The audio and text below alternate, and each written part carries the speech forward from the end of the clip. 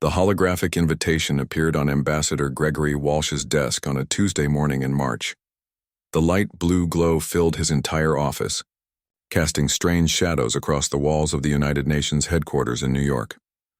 Gregory picked up the small projection device and turned it slowly in his hands. The message was written in 17 different languages, but Gregory read the English version first. The Galactic Council was inviting Earth to send representatives to the Great Assembly on Zenith Station. This was the moment humanity had been waiting for since first contact with alien life. Gregory was a thin man in his late 50s with gray hair and tired eyes. He had spent his entire career in diplomatic service, working through smaller disputes and regional conflicts before finally being promoted to Ambassador of Earth. He had always believed that this day would come, but now that it was here, he felt something like dread in his stomach. The invitation specifically requested that Earth send military representatives to the summit. Not just military advisors or attachés, but actual military officers who held real power and made real decisions. The Galactic Council wanted to see that Earth was serious about peace. They wanted to meet the people who controlled the weapons and the soldiers. They wanted to understand how humans approached conflict and cooperation. Gregory called a meeting with the United Nations Security Council that same day. The members arrived within hours, and they gathered in the private conference room deep beneath the building. Secretary General Louise Bennett sat at the head of the table. Next to her was Marcus Hayes, a young and sharp military advisor who worked for the U.S. Department of Defense. Several other delegates from different countries sat around the table, representing France, Russia, China, Brazil, and Japan. Gregory explained the invitation and read it aloud twice. When he finished, the room fell silent for a long moment. Secretary General Bennett smiled and said this was wonderful news. Earth was being accepted into the galactic community. This was the beginning of a new era for humanity. Everyone should be excited about this development. But Gregory did not smile. He asked the group to consider something carefully. He asked them what they knew about how human military officers thought and acted. He asked them to think about how soldiers were trained and what that training did to a person's mind. Marcus Hayes looked confused. He said that military officers were professionals. They could follow orders and understand protocol. They would behave appropriately at the summit. What was Gregory worried about? Gregory stood up and walked to the window. He looked out at the city below and began to tell a story. He told them about an incident that had happened 30 years ago near the planet Neptune. He told them about Captain Kevin Mitchell, an Air Force pilot who had encountered an alien ship for the first time in human history. The aliens, called the Keltars, had been trying to take resources from human territory without permission. They were arrogant and did not believe that Earth had the strength to stop them. When negotiations began, the Keltars made threats. They said they would take what they wanted no matter what humanity did about it. Captain Kevin Mitchell was standing nearby when he heard about the threat. He walked to the nearest airfield and got into an F-16 fighter jet. Without waiting for official orders, he took off and flew directly toward the alien ship. He flew through impossible patterns and performed maneuvers that should not have been possible for a human pilot to execute. He flew between the alien ship and the mining equipment they were using. He showed them what human pilots could do. The Keltars became afraid. They did not understand how a single human in a simple machine could threaten them. They withdrew immediately and never returned to human space. Kevin Mitchell was later court-martialed for flying without orders, but he was also secretly decorated by the government for saving human resources. Gregory told the Security Council that this story showed something important about human military personnel. They were creative. They were brave to the point of recklessness. They would take action when they believed it was necessary, even if it meant breaking rules. They would not back down from anyone, no matter how powerful the enemy seemed. Secretary General Bennett asked what this had to do with the Peace Summit. Gregory explained that he had learned something over the past 30 years from watching how aliens reacted to human soldiers. They did not understand humans. They did not understand that a soldier's training never really turned off. You could take a soldier out of the military, but you could not take the military out of the soldier. Marcus Hayes still did not see the problem. He asked Gregory to be more direct about his concerns. What exactly was he afraid would happen at the Peace Summit? Gregory sat back down at the table and looked Marcus in the eye. He said that human soldiers were trained to win. They were trained to identify weaknesses in any situation. They were trained to find the advantage and exploit it. They were trained to speak truth directly, no matter who it offended. They were trained to never accept a false story or a bad deal. But the Galactic Council did not want to meet warriors who thought this way. They thought they were inviting diplomats who happened to be military officers. They did not understand that these were very different things. A diplomat's job was to find common ground and make peace. A soldier's job was to identify weaknesses and win the day. These two jobs required very different ways of thinking about the world. Gregory explained that he had seen this before.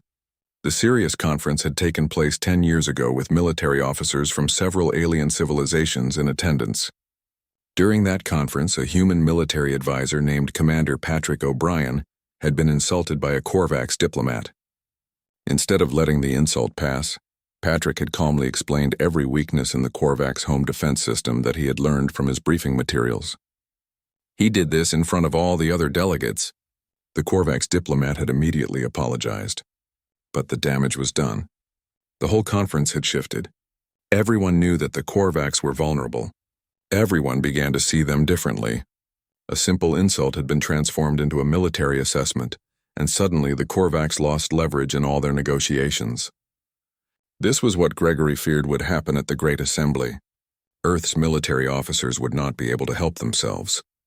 They would see problems and point them out. They would identify weaknesses in other people's arguments and expose them. They would turn a peaceful conference into a battle where winning intellectual exchanges mattered more than finding peaceful solutions. Louise Bennett listened carefully to everything Gregory said. When he finished, she asked whether he thought they should refuse the invitation. Gregory shook his head.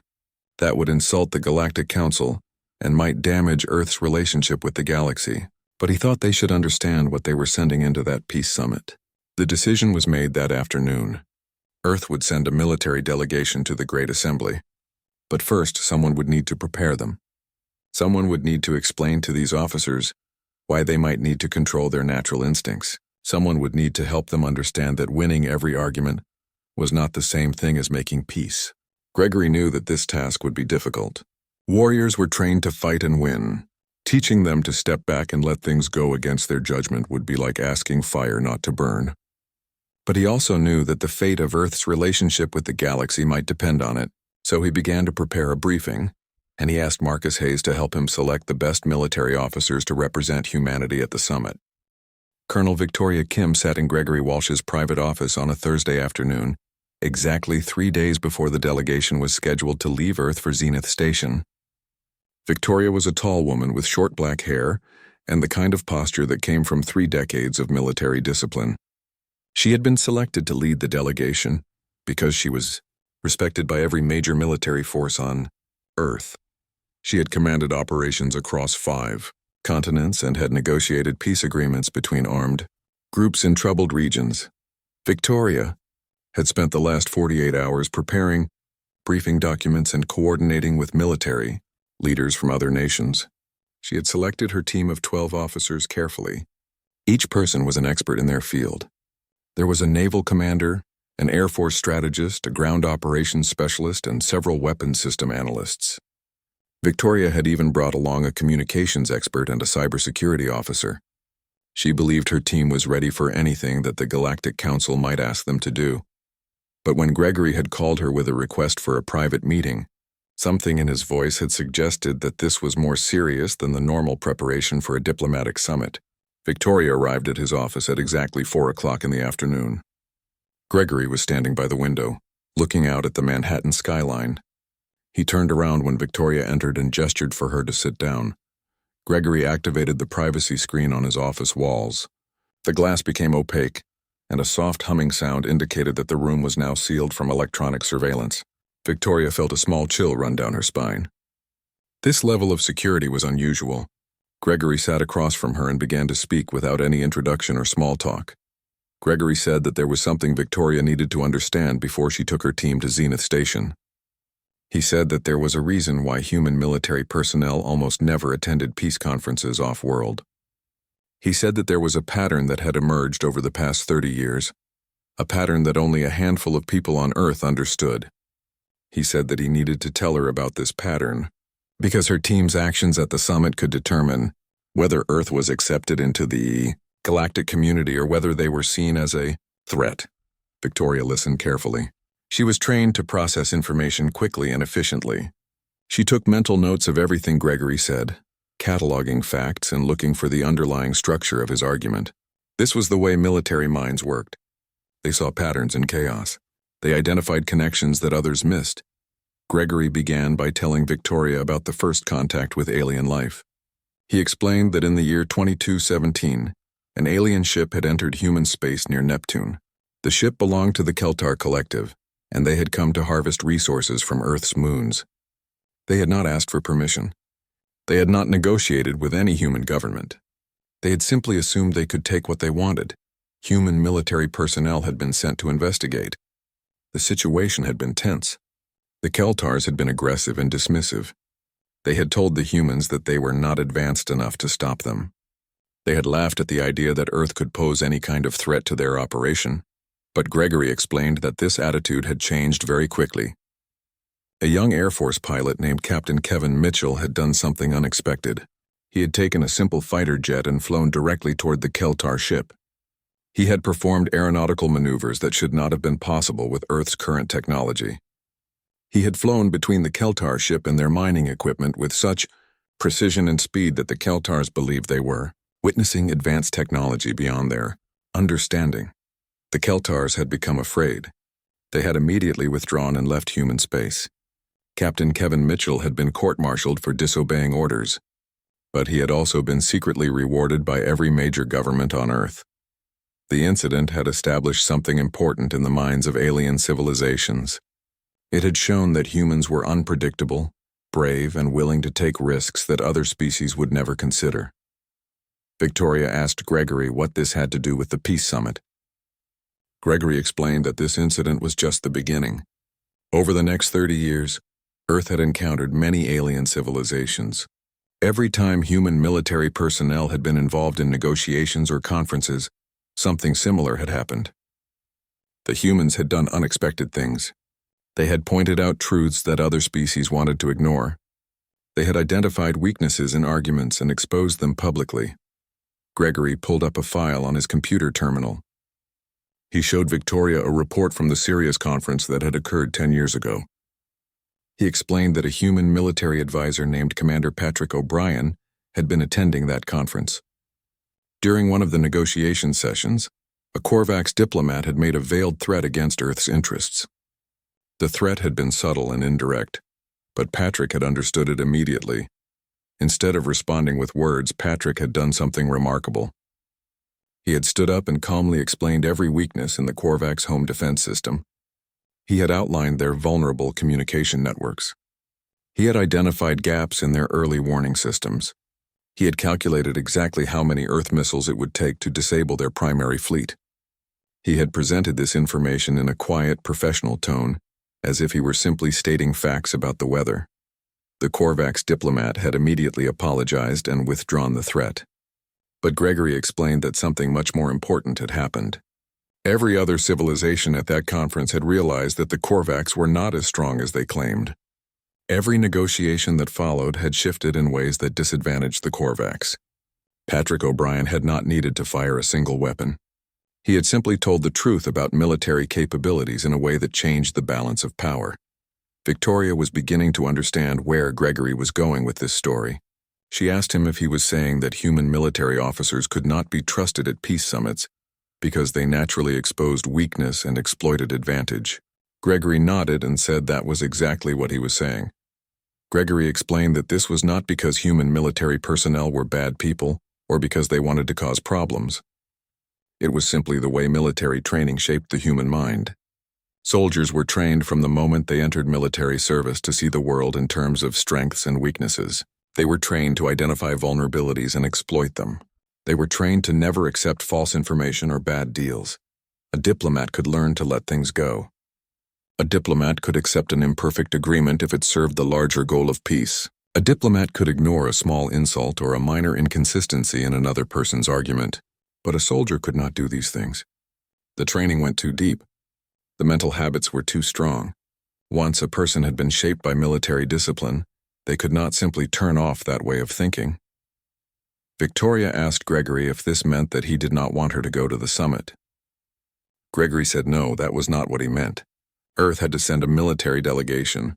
Refusing to attend would insult the Galactic Council and might damage humanity's chance of joining the galactic community. But Gregory needed Victoria to understand what she and her team represented to the galaxy. Gregory explained that Earth's military was known as the most creative, most fearless, and most dangerous warriors in the known universe. Aliens had watched humans take incredible risks. Aliens had seen humans accomplish things that should have been impossible. Aliens were both fascinated and terrified by human military personnel. They wanted to understand how human minds worked. But they did not fully understand that human soldiers operated under a completely different code than their own warriors. Most alien species had military forces, but those forces were controlled and predictable. Alien commanders followed protocols carefully. Alien soldiers never deviated from their instructions. Alien warriors understood rank and hierarchy and obedience to orders. But human soldiers were different. They understood orders, but they also understood that sometimes the right thing to do was to break the rules if the situation demanded. Gregory explained that the Galactic Council thought they were inviting Earth's military representatives to participate in a peaceful conference. They did not understand that they were inviting warriors whose minds worked in ways that made genuine peace conferences very difficult. They did not understand that the very traits that made human soldiers effective in battle also made them problematic in diplomatic situations. Victoria listened to everything Gregory said, and she understood his concerns intellectually, but she also believed that her team was professional enough to follow protocol and maintain discipline. She told Gregory that her officers would do exactly what they were instructed to do. They would observe the rules of the conference. They would follow the agenda. They would not cause any problems. Gregory looked at Victoria for a long moment. He said that he hoped she was right. He said that he really hoped she was right, but he also said that he had learned over the years that you could not simply turn off the way a warrior's mind worked. He said that even the best trained officers, even the most professional soldiers, would eventually fall back on their basic. Zenith Station appeared on the view screen of the Earth transport ship like a jewel hanging in empty space. Victoria Kim stood on the bridge and stared at the structure before her. She had seen pictures and videos of the station, but nothing had prepared her for seeing it in person. The station was enormous. It was like looking at a small city that had been lifted into the sky and suspended between stars. The architecture was unlike anything Victoria had ever seen before. Massive spires twisted upward and curved in directions that seemed to defy normal geometry. Different sections of the station appeared to be made from different materials. Some parts gleamed like polished metal. Other sections looked like they were made from crystal or glass. There were platforms that extended outward into space, and Victoria could see small ships docking at various points around the station's perimeter. Victoria's team stood behind her on the bridge. Colonel Derek Hamilton, a naval officer with 20 years of experience, was studying the station's defensive positions. Major Rachel Foster, an Air Force strategist, was analyzing the docking procedures and measuring the sight lines from various observation points. Captain Nathan Coleman, a ground operations expert, was already calculating the best positions for a tactical retreat if something went wrong. This was what soldiers did. They saw a new environment and immediately began analyzing it for threats and advantages.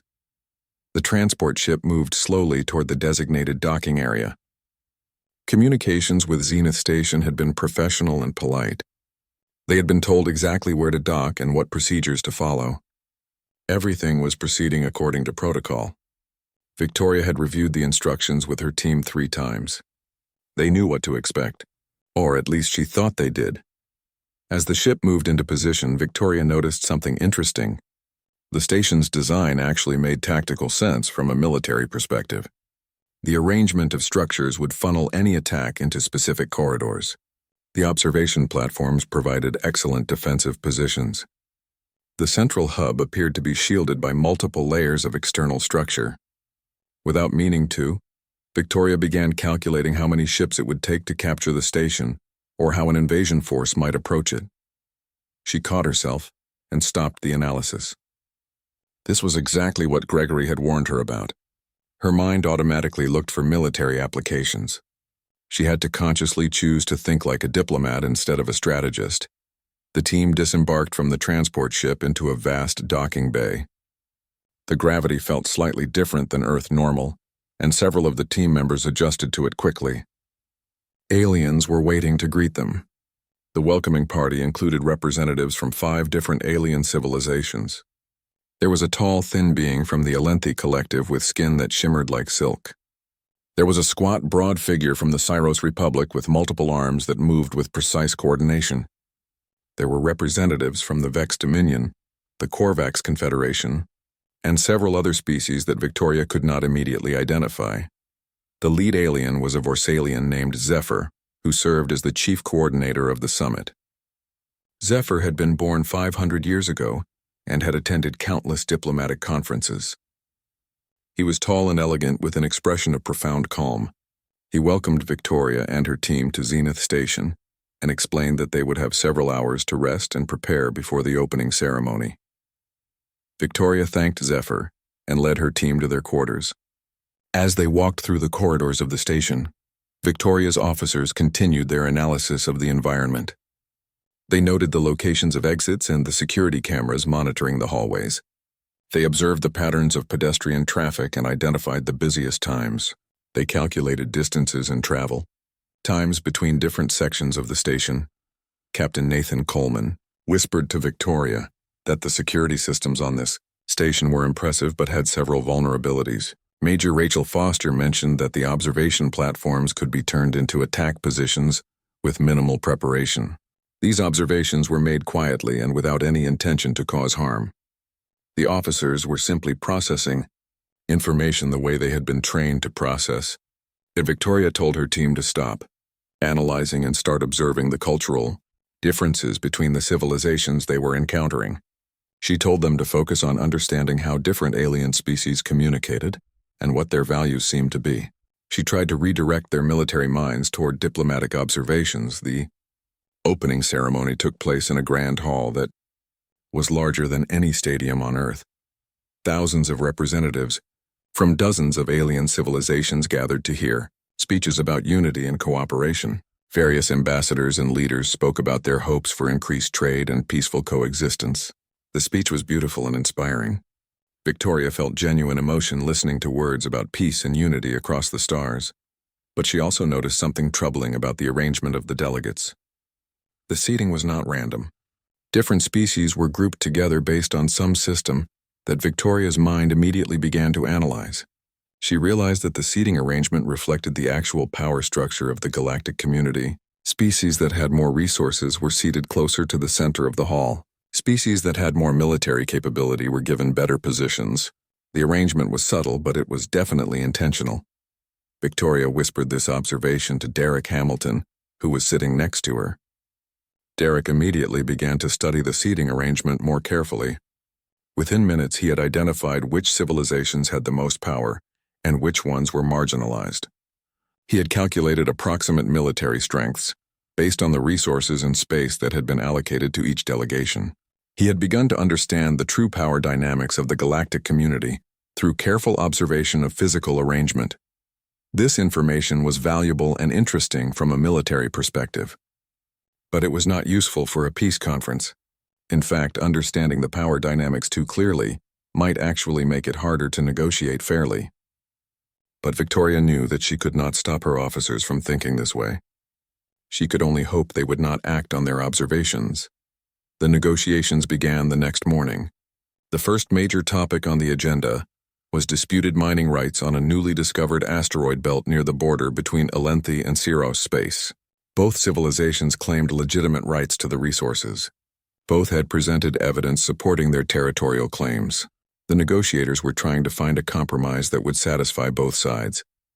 The Alenthi representative, an elegant being named Silveris, presented their case with careful attention to historical precedent and ancient celestial navigation records. The Cyros representative, a powerful creature named Thrak, presented geological surveys and resource analysis to support their claim. Both presentations were professional and well prepared. Victoria watched the debate carefully. She was genuinely trying to focus on the diplomatic aspects of the negotiation. She was trying to understand how different species approach problem solving, but her eyes kept catching on details that seemed inconsistent. Major Rachel Foster leaned over to whisper something to Captain Nathan Coleman. Victoria tried to ignore what they were saying, but she could not help but hear Rachel mention that the Alenthi navigation charts did not match their earlier statements about the asteroid belt's location. Nathan quietly confirmed the discrepancy by pulling up the documents on his personal datapad and comparing them side by side. Victoria felt her stomach drop. She knew exactly what was about to happen. Her officers were about to point out the inconsistency. They could not help themselves. Pointing out errors and exposing weaknesses was what they were trained to do. It was automatic for them. They had not meant to cause problems. They had simply observed something that did not make sense, and now they would feel obligated to mention it. Before Victoria could stop them, Major Rachel Foster stood up and politely asked if anyone else had noticed the discrepancy in the Alenthi territorial measurements. The entire assembly fell silent. Every alien delegate in the hall turned to look at Rachel. The Alenthi representative's face changed color, shifting through several different hues that indicated strong emotion. Victoria realized at that moment that Gregory had been right. This was going to be a very difficult summit. The silence in the grand hall lasted for exactly 7 seconds. Victoria counted them. Her military training made her acutely aware of time and its passage. In those 7 seconds, she watched the Alenthi representative's composure begin to crumble. She watched the other alien delegations exchange glances. She watched as understanding began to dawn on the faces of various ambassadors and negotiators. Major Rachel Foster continued speaking in her professional military voice. She explained that she had noticed an inconsistency between the Alenthi navigation charts presented in the opening ceremony and the coordinates they were now using to describe the asteroid belt location. She showed the comparison on a large screen that appeared suddenly above the central platform. 2 star charts were displayed side by side. The asteroid belt was positioned in clearly different locations on each chart. Rachel did not accuse the Alenthi of lying or deception. She stated the facts in a calm and objective manner. She simply pointed out that the 2 documents contradicted each other. She asked whether this was a systematic error in their measurement systems or if there was an explanation for the discrepancy. Her tone was professional and polite, but the damage was done. The Alenthi representative Silverus tried to respond. He explained that there had been a recalibration of their navigation instruments. He said that the older charts were based on outdated measurements. He tried to minimize the importance of the inconsistency, but Victoria could see that his explanation was not convincing. Everyone in the hall could see that the Alenthi had either made a significant error in their territorial claim, or they had deliberately presented false information. Captain Nathan Coleman stood up next. Victoria wanted to grab his arm and pull him back down, but she was too far away and it was already too late. Nathan explained that he had been analyzing the resource allocation data presented by the Ceros Republic, and he had found some interesting patterns in their numbers. He suggested that their geological survey might have been using different dating methods than the standard galactic protocols. He pointed out that this could affect the accuracy of their resource estimates by as much as 20%. The Ceros delegate, Throck, immediately became defensive. He demanded to know what Nathan was implying. Nathan calmly explained that he was not implying anything. He was simply pointing out a possible inconsistency that should be clarified. His tone was completely neutral, but his words had the effect of making the Ceros look like they might also be presenting inaccurate information. Victoria realized that the summit was spiraling out of control.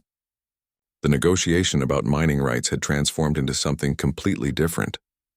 It was no longer about finding a compromise between 2 civilizations. It had become a public demonstration that both the Alenthi and the Ceros might not be trustworthy. Both delegations now appeared questionable to everyone else in the hall. The Vex Dominion representative stood up next. A Vex named Quran explained that he had also noticed some statistical anomalies in various presentations made over the past day. He began to outline problems with the data presented by the Korvax Confederation regarding their economic proposals.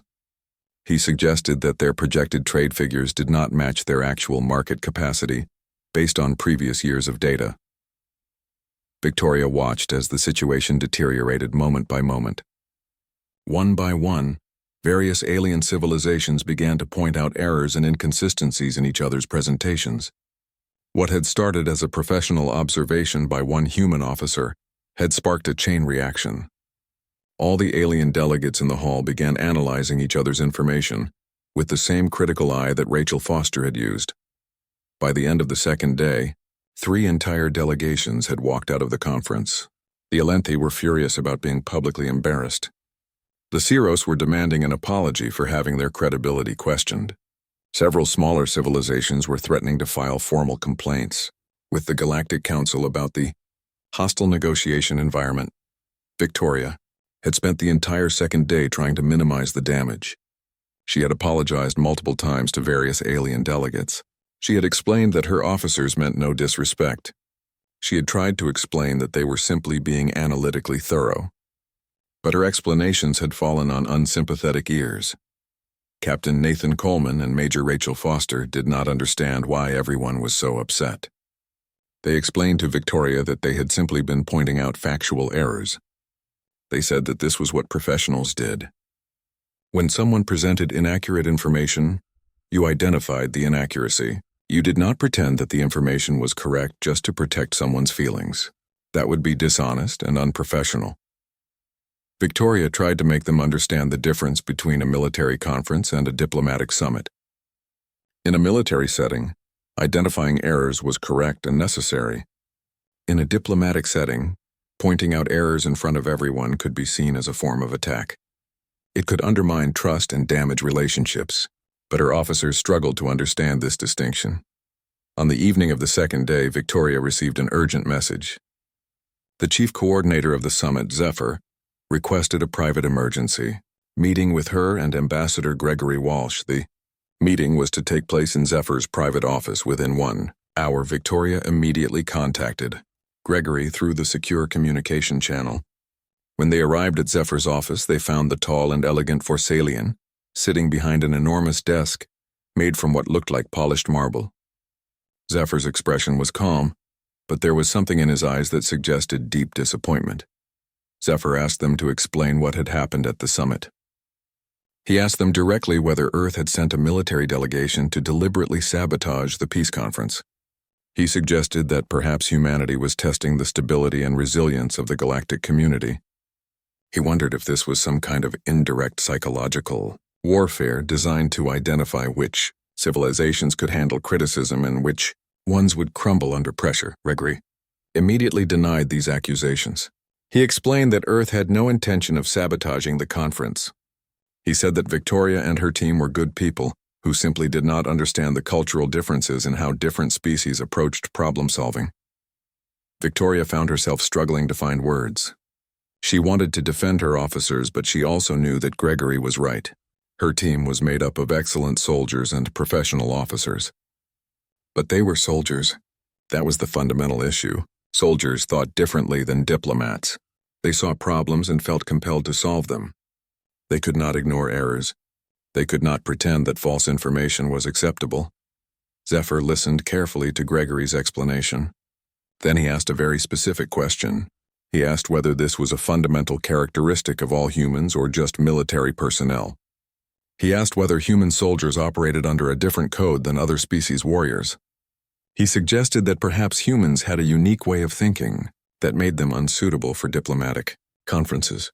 Victoria realized that Zephyr was trying to understand not just what had happened, but why it had happened. He wanted to know if this was a deliberate human strategy, or if it was simply the way human minds worked. He wanted to understand whether humans could be trusted at peace conferences, or whether they would always eventually cause problems. Gregory explained the history of human military culture. He talked about how soldiers were trained from the moment they entered the military to identify problems and solve them. He explained that human soldiers were encouraged to question orders if they believed those orders were wrong. He said that human warriors operated under a code that valued honesty and direct communication. Zephyr listened to everything Gregory said, and his expression became increasingly thoughtful. He told them that the Great Assembly would need to make a decision about how to handle this situation. He said that they would need to determine whether Earth was a liability or an asset to the galactic community. He said that this determination would be made over the next 2 days. Victoria felt the weight of responsibility settle on her shoulders. She knew that her team's actions might have just damaged humanity's entire future with the galaxy, and she had no idea how to fix it. The Galactic Council chambers were located in the center of Zenith Station. The room was circular and massive, with a domed ceiling that displayed the night sky of 1,000 different worlds. Representatives from every major civilization sat in elevated positions around a central platform. Victoria Kim stood on that platform, flanked by Gregory Walsh on one side and Colonel Derek Hamilton on the other. This was not the kind of platform where negotiators stood to present proposals. This was a platform where species were called to answer for their actions. Victoria had never felt so exposed and so powerless at the same time. She was a military officer accustomed to giving orders and making decisions. But here she was simply being judged. The council president, a being from an ancient civilization called the Ethran, began to speak. His voice was deep and resonant, and it carried throughout the entire chamber without any electronic amplification. He explained that the Great Assembly had been disrupted by the actions of Earth's military delegation. He said that the peaceful atmosphere of the summit had been destroyed by what he called tactical aggression, disguised as honest observation. One by one, various alien delegates stood to speak about their experiences with human military personnel. The Alenthi described feeling humiliated and distrusted. The Ceros explained that their economic proposals had been undermined. The Korvax told a story about an incident that had happened 10 years ago with Commander Patrick O'Brien. They described how that human officer had analyzed and exposed their defensive vulnerabilities in front of other species. They said that they had never fully recovered from that public embarrassment. Smaller civilizations spoke about how their delegations had felt intimidated by the presence of human military officers. They described a feeling that the humans were judging them, analyzing them, waiting for them to make a mistake so that the mistake could be pointed out to everyone. They explained that this feeling had made it impossible for them to negotiate openly and honestly because they were constantly worried about being exposed. Victoria wanted to interrupt and defend her team. She wanted to explain that her officers had meant no harm. She wanted to tell the council that they had simply been doing what they had been trained to do. But she knew that these explanations would sound like excuses. She knew that understanding the intention behind an action did not change the consequences of that action. Finally, Zephyr stood up to speak. The tall and elegant Vorsalian began by saying something surprising. He said that the council needed to recognize something important about what had happened. He explained that the disruption of the summit was not actually caused by any malicious intent from the human delegation. It was caused by a fundamental difference in how human military minds worked compared to other species. Zephyr explained that every other civilization represented at the summit had military forces, but those forces operated under a completely different code than human warriors. Zephyr said that when military officers from other species attended conferences, they could compartmentalize their thinking. They could be warriors in battle and diplomats at peace conferences. They could ignore errors and inconsistencies when diplomatic protocol required silence. But humans were different, Zephyr explained. Human military training created a specific type of mind. It created warriors who could not ignore errors. It created officers who felt obligated to point out problems whenever they saw them. It created soldiers who valued honesty above social comfort. These were excellent qualities in military settings, but in diplomatic settings they were catastrophic. Zephyr explained that he had conducted research into human military culture during the past 2 days. He had read documents and interviewed historians. He had learned that human soldiers were trained to question orders if they believed those orders were wrong. He had learned that human warriors were encouraged to think creatively and find solutions to problems. He had learned that human military personnel had a deep cultural belief in telling the truth, even when the truth was uncomfortable. Zephyr said that the council had made a mistake by inviting human military officers to attend the Great Assembly. He explained that the mistake was not in Earth's intentions, but in the council's understanding of what it meant to invite warriors from a species like humanity. He said that the council had believed they were inviting diplomats who happened to have military training. But what they had actually invited was humans who were trained warriors first, and who operated under a warrior's code of conduct. The council president asked Zephyr what he recommended. The entire chamber fell silent. Everyone seemed to understand that Zephyr's recommendation would be important in determining Earth's future with the galactic community. Zephyr explained that the council needed to create a new protocol. He recommended that Earth's military personnel never be invited to peace summits again. Instead, he suggested that Earth should send civilian diplomats, business leaders, and cultural representatives to future conferences. He said that if military matters needed to be discussed, those conversations should happen through separate military-to-military channels. He explained that this arrangement would protect the diplomatic process while still allowing Earth to participate in military discussions when necessary. The Council voted on Zephyr's recommendation. The vote was nearly unanimous. Only 2 representatives abstained. The new protocol was formally adopted and given an official name. It became known as the Earth Exception Clause. The clause established that no human military personnel would be invited to peace summits or diplomatic conferences. If other species wanted to discuss military matters with Earth, those conversations would occur through dedicated military channels. Victoria felt a mix of emotions when the vote was announced. On one hand, it felt like Earth was being punished or excluded. On the other hand, she understood that this was probably the best solution. The new protocol protected both Earth and the galactic community. It acknowledged that human military personnel had a fundamental nature that could not be changed, even through training and discipline. After the council chambers were dismissed, Gregory Walsh pulled Victoria aside.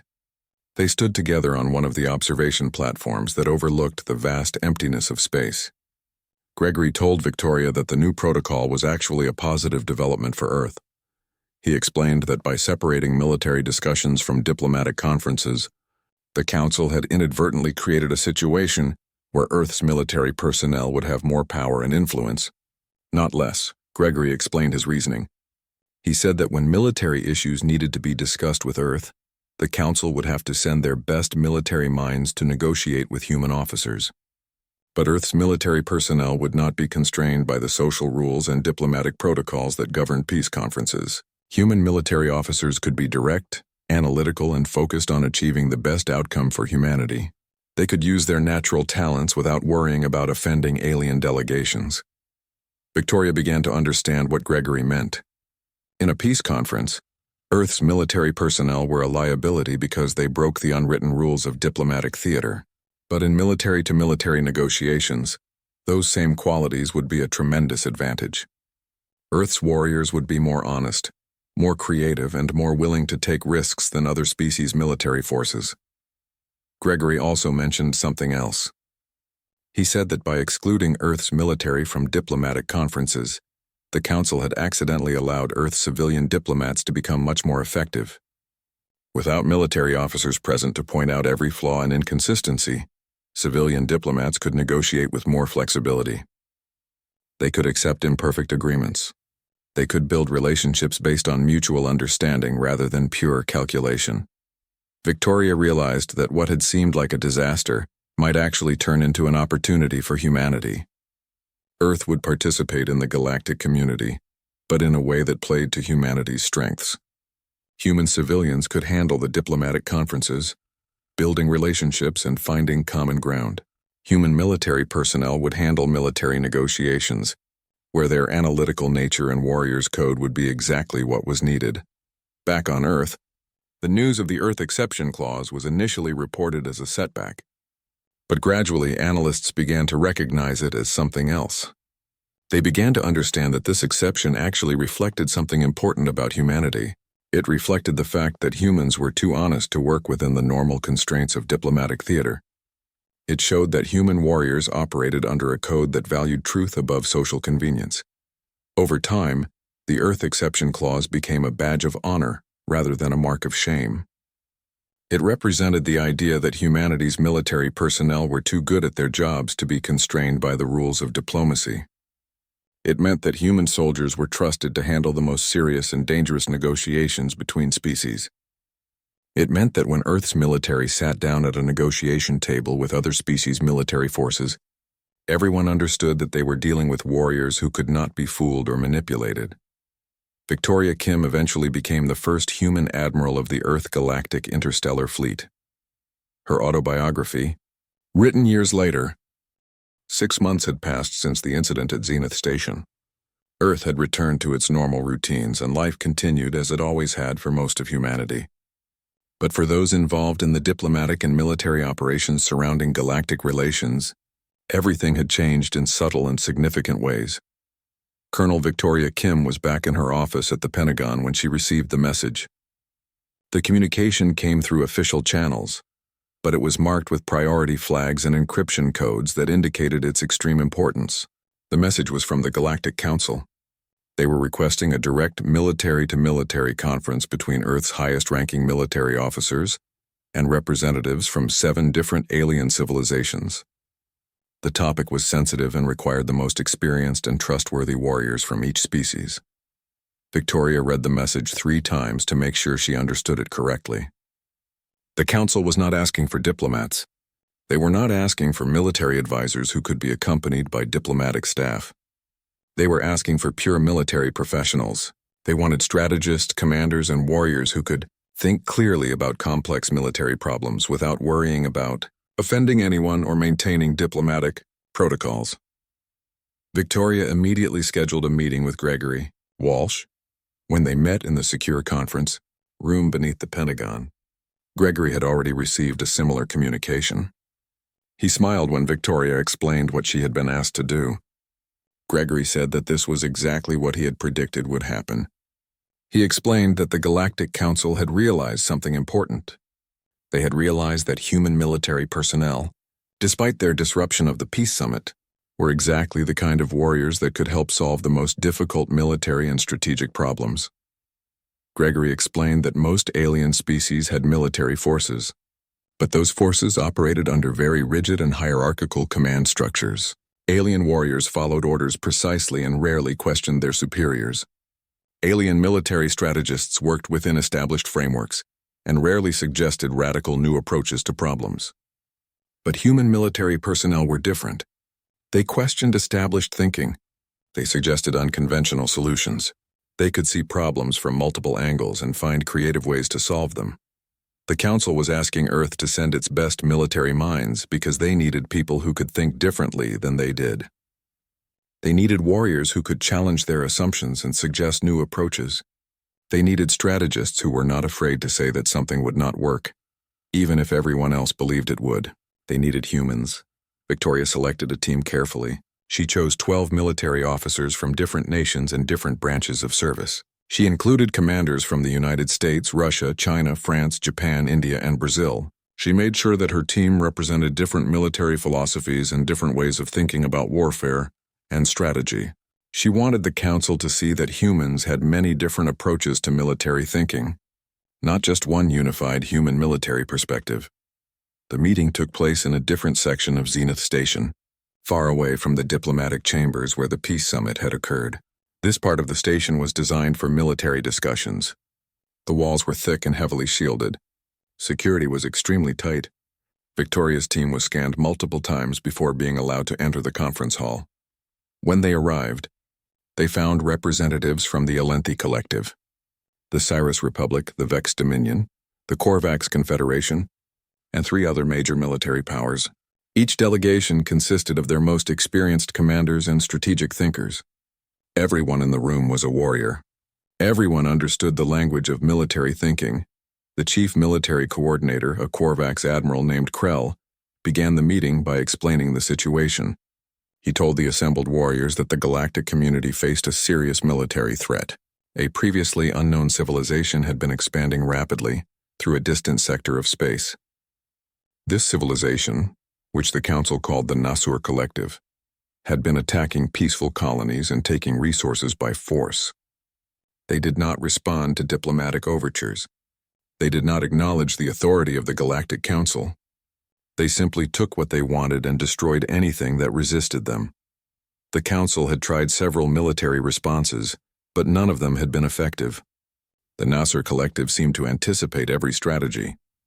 They knew how Council forces would respond and had contingency plans ready. The Council's military forces were becoming frustrated and increasingly desperate. They needed new thinking. They needed new strategies. They needed someone to help them understand how to defeat an enemy that seemed to know their every move before they made it. Admiral, Krell asked the assembled warriors if they had any insights into the Nasur Collective's strategy and tactics. He asked them to listen to the data and tell him what they saw that the council might have missed. Victoria's team began to analyze the information immediately. They studied maps of the Nasur Collective's expansion patterns. They reviewed reports of the military encounters. They examined the strategies that the council forces had used and the ways those strategies had failed. Within an hour, Major Rachel Foster had identified something very important. Rachel explained that the Nasur Collective was not actually responding to council strategies in real time. What appeared to be tactical sophistication was actually careful planning, based on predictable patterns. She showed how the council forces used the same basic strategies repeatedly. She demonstrated that the Nasur Collective had simply studied these patterns and prepared counters to them. Rachel suggested a radical approach. Instead of trying to defeat the Nasur Collective through direct military engagement, the council should deliberately use false strategies to mislead them. The council should appear to follow their normal patterns while actually preparing a completely different attack. The Nasur Collective's strength was their ability to predict council tactics. If the council could break those patterns and surprise them, the Nasur Collective would lose their advantage. Captain Nathan Coleman expanded on Rachel's idea. He suggested that the council should create multiple false military forces that would appear to be preparing real attacks. These false forces would use council military signatures and follow council protocols. The Nasur Collective would detect these forces and prepare to counter them. But while the Nasur Collective was focused on defending against false attacks, a real military force could strike at their weak points. The Vex Dominion commander, a being named Corva, listened carefully to these suggestions. She said that the council had never considered this kind of deception strategy. She said that most civilizations' military forces operated under codes of honor that made deception seem dishonorable. But she recognized that this was exactly the kind of creative thinking the council needed. Over the next 3 days, Victoria's team worked with the assembled alien commanders to develop a comprehensive new strategy for dealing with the Nasur Collective. The strategy involved complex coordination between multiple species' military forces. It required each civilization to trust that the others would follow through on their assigned roles. It required a level of military cooperation that had never been attempted before. But the strategy was brilliant. It took advantage of the Nasur Collective's own assumptions. It used their intelligence and their predictability against them. It turned their strength into a weakness. When the meeting ended, Admiral Krell stood and addressed Victoria's team directly. He said that the Galactic Council owed Earth a debt of gratitude. He said that human military thinking had provided exactly what was needed at exactly the right time. He said that Earth's warriors had proven themselves to be more than just competent soldiers. They had proven themselves to be the kind of creative and unconventional thinkers that the galaxy needed. Krell explained that the Council would be implementing a new policy. In the future, when the Council faced difficult military problems that required creative thinking and unconventional solutions, they would specifically request Earth's military personnel to participate in strategy sessions and planning meetings. He said that the Earth Exception Clause would remain in effect for diplomatic conferences, but in military matters, Earth would be considered one of the most valued contributors to galactic security. Victoria returned to Earth as a hero. News of her team's success in the military strategy session spread through all the major news outlets. Humanity had proven itself to be a valuable member of the galactic community, not in the way the Council had originally expected, but in a way that was actually more important and more meaningful. Gregory Walsh wrote a detailed report for the United Nations explaining everything that had happened. He explained that the Earth Exception Clause had been a blessing in disguise. It had forced humanity to find its own unique role in the galactic community. Instead of trying to be like other species and follow established diplomatic protocols, humans had discovered that their real strength was in creative military thinking and unconventional problem-solving. Gregory's report concluded with an important insight. He wrote that sometimes the best way forward is not to try to be the same as everyone,